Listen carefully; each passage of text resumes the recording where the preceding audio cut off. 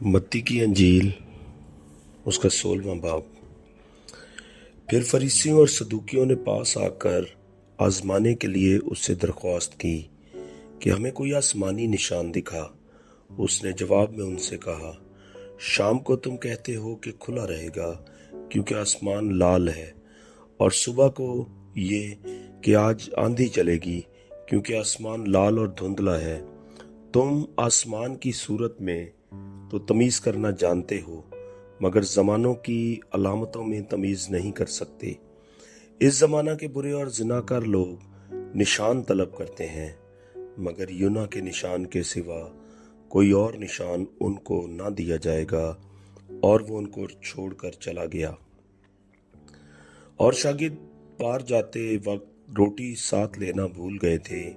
यीशु ने उनसे कहा, खबरदार, फरीसियों और सदूकियों के खमीर से होशियार रहना। वो आपस में चर्चा करने लगे कि हम रोटी नहीं लाए। यीशु ने यह मालूम करके कहा, ए कम एतकादो, तुम आपस में क्यों चर्चा करते हो कि हमारे पास रोटी नहीं? क्या अब तक नहीं समझते? और उन 5,000 आदमियों की 5 रोटियां तुमको याद नहीं, और ना ये कि कितनी टोकरियां उठाई, और ना उन 4,000 आदमियों की 7 रोटियां, और ना ये कि कितने टोकरे उठाए? क्या वजह है कि तुम ये नहीं समझते कि मैंने तुमसे रोटी की बाबत नहीं कहा? फरीसियों और सदूकियों के खमीर से खबरदार रहो। तब उनकी समझ में आया कि उसने रोटी के खमीर से नहीं, बल्कि फरीसियों और सदूकियों की तालीम से खबरदार रहने को कहा था। जब यीशु कैसरिया फिलिप्पी के इलाका में आया तो उसने अपने शागिर्दों से ये पूछा कि लोग इब्ने आदम को क्या कहते हैं? उन्होंने कहा, बाज यूहन्ना बपतिस्मा देने वाला कहते हैं, बाज एलिया, बाज यर्मिया या नबियों में से कोई। उसने उनसे कहा, मगर तुम मुझे क्या कहते हो? शमौन पतरस ने जवाब में कहा, तो जिंदा खुदा का बेटा मसीह है। यीशु ने जवाब में उससे कहा, मुबारक है तू शमौन बर यूना, क्योंकि ये बात गोश्त और खून ने नहीं, बल्कि मेरे बाप ने जो आसमान पर है तुझ पर जाहिर की है।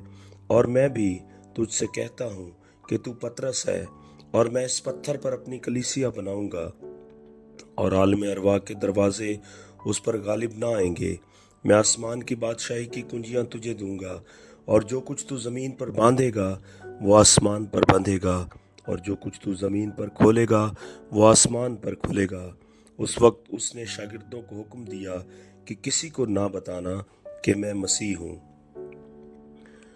उस वक्त से यीशु अपने शागिर्दों पर जाहिर करने लगा कि उसे जरूर है कि यरूशलेम को जाए और बुजुर्गों और सरदार कायनों और फकीरों की तरफ से बहुत दुख उठाए और कत्ल किया जाए और तीसरे दिन जी उठे।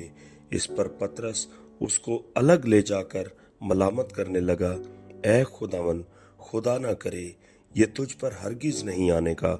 उसने फिर कर पतरस से कहा, ऐ शैतान, मेरे सामने से दूर हो, तू मेरे लिए ठोकर का बायस है, क्योंकि तू खुदा की बातों का नहीं बल्कि आदमियों की बातों का ख्याल रखता है।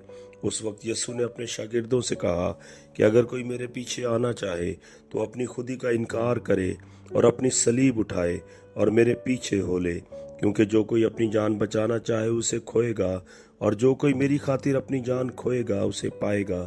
अगर आदमी सारी दुनिया हासिल करे और अपनी जान का नुकसान उठाए तो उसे क्या फायदा होगा? यह आदमी अपनी जान के बदले क्या देगा?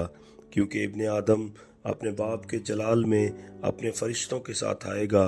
उस वक्त हर एक को उसके कामों के मुताबिक बदला देगा। मैं तुमसे सच कहता हूँ कि जो यहाँ खड़े हैं उनमें से बाज ऐसे हैं कि जब तक इब्ने आदम को उसकी बादशाही में आते हुए ना देख लेंगे, मौत का मजा हरगिज ना चखेंगे।